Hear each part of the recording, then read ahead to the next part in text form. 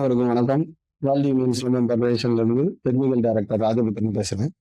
நம்ம போன வீடியோல சிலம்பத்தில் உள்ள 18 சுவடுகளை பத்தின டீட்டெயில்ஸை முழுசா இந்த வீடியோல நம்ம பார்த்துருவோம்.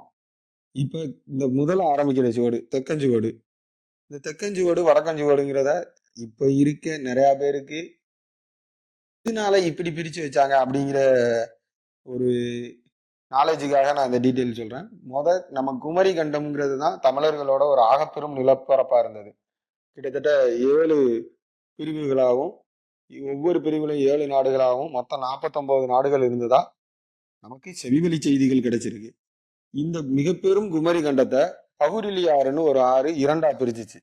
தெற்கு பக்கமாகவும் வடக்கு பக்கமாகவும் பிரித்ததாகவும் அந்த தெற்கு பக்கமாக இருந்த மணல்ல இருந்த தன்மையை பொறுத்து அங்க காலூனி அந்த காலு கம்போடு சுழற்சி முறைகளை மாத்தி விளையாண்ட சுவடு முறைகள் தெற்கம் சுவடாகும்.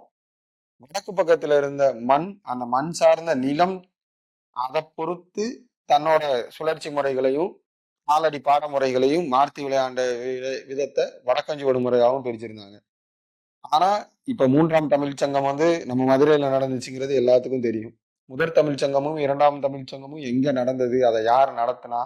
ஏன்னா 2ஆம் தமிழ் சங்கத்தோட கடைசி 100 வருடங்கள்ல இயற்றப்பட்ட நூல் தான் தொல்காப்பியமும் திருக்குறளும் அப்படிங்கிற டீட்டெயில்ஸ்லாம் நம்மகிட்ட இருக்கு. பட் அதுக்கு முன்னாடி எல்லாம் என்ன நடந்துச்சு, எந்த மாதிரி இலக்கியங்கள்லாம் இங்க இருந்துச்சு, அந்த இதெல்லாம் நமக்கு தெரியவே இல்லை. ஏன்னா தமிழ்ல தொன்மையான காப்பியம் நம்ம சொல்றதே தொல்காப்பியம் தான். தொல் அப்படிங்கிறதுனாலே முந்தையது, முன்னாடி இருக்கிறது அப்படிங்கிறது அர்த்தம்.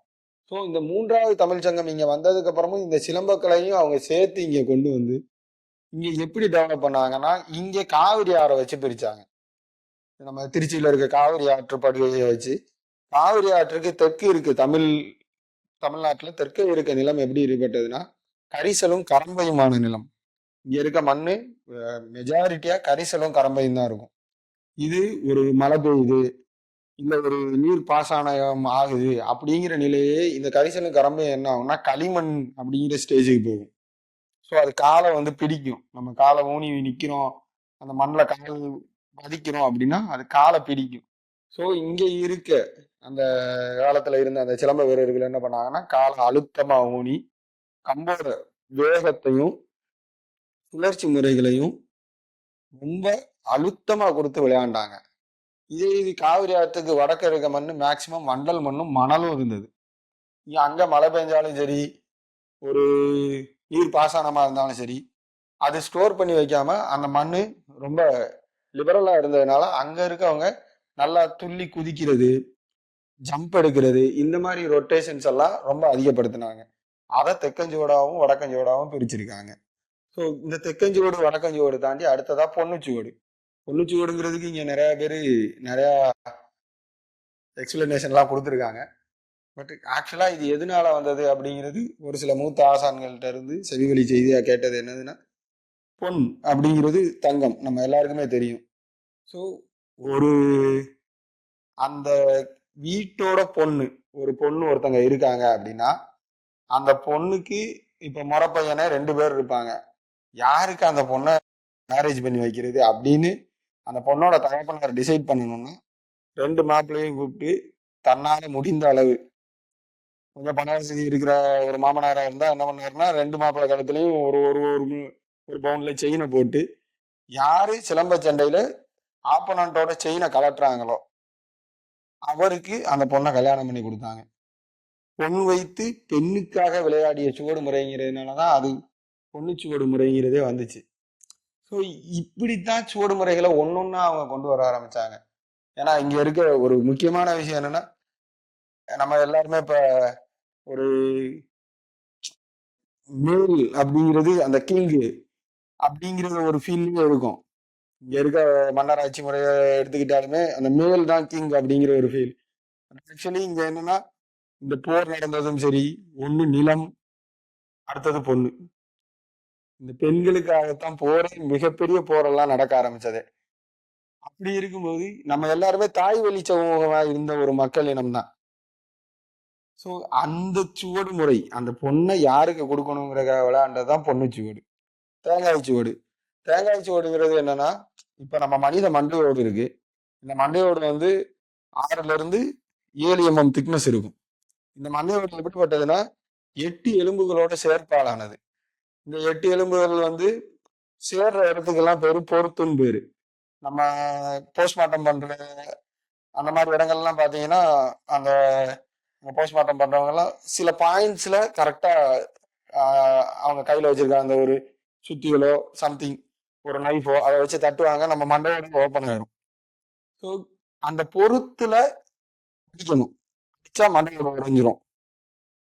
காலார் படையில முதல் வரிசையில இருக்க அந்த வீரர்கள் வந்து அந்த எதிரி படையில இருக்க வீரனை அங்கனக்குள்ளேயே நிப்பாட்டணும்னா தலையில அடிச்சுதான் ஆகணும். எப்பயுமே தலையில ஒருத்தனை அடிச்சாதானே அவனை அந்த இடத்துலயே ஸ்டோர் பண்ண முடியும். இல்ல மயங்கி அங்கனக்குள்ள கீழே விழுக வைக்க முடியும். இந்த மண்டையில அடிச்சா எந்த இடத்துல அடிக்கணும் அப்படின்னா இந்த பொருத்துல அடிக்கணும். இதுக்காக டெய்லி நம்ம பிராக்டிஸ் பண்ணும்போது ஒருத்த மண்டையை போட்டு உடச்சிட்டு இருக்க முடியாது. அதுக்காக மனித மண்டை ஓட்டுக்கு இணையான திக்னஸ், அதை விட கொஞ்சம் கூடயும் குறைச்சும் இருக்கிற இன்னொரு ஒரு முக்கியமான விஷயம் தேங்காய். இந்த தேங்காய் அதே மாதிரிதான் 3 வரிகள் இருக்கும். அந்த 3 கண்ணு இருக்கு. அதுக்கு இணையா 3 வரிகள் இருக்கும். தேங்காயில மேல இருக்கு கீழே வர்ற வரைக்கும். அந்த 3 வரிகளும் சேர்ற அந்த இடத்துக்கு பேர் தான் பொருத்து.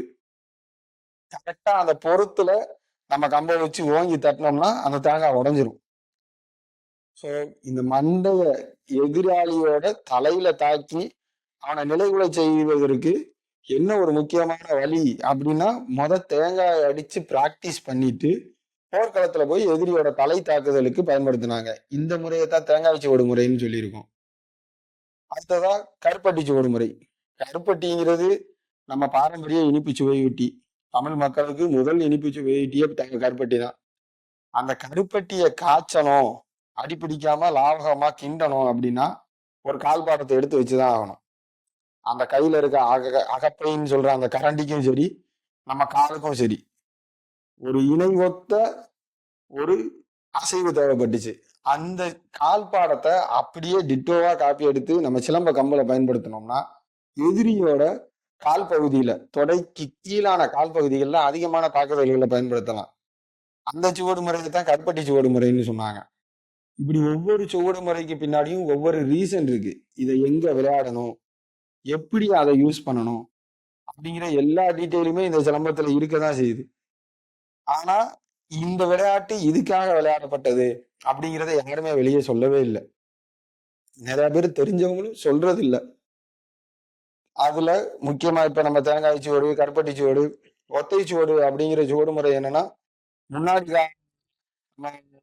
தாத்தா காலத்துலலாம் சும்மா மாம மச்சானுங்களுக்குள்ள சில போட்டிகள்லாம் வைப்பாங்க ஊர்ல. இப்போதைக்கெல்லாம் இந்த மஞ்சள் நீராட்டு, முறை பொண்ணு தண்ணி ஊத்துறது, இந்த மாதிரி கேம்லாம் இருக்கும்போது மாம மச்சானுக்குள்ள உறவுல இருக்க பசங்கள்லாம் சேர்ந்து என்ன பண்ணுவாங்கன்னா, இந்த காலில் சுண்ணாம்பு பூசி விளையாடுறதுன்னு ஒரு விளையாட்டு சொல்லுவாங்க.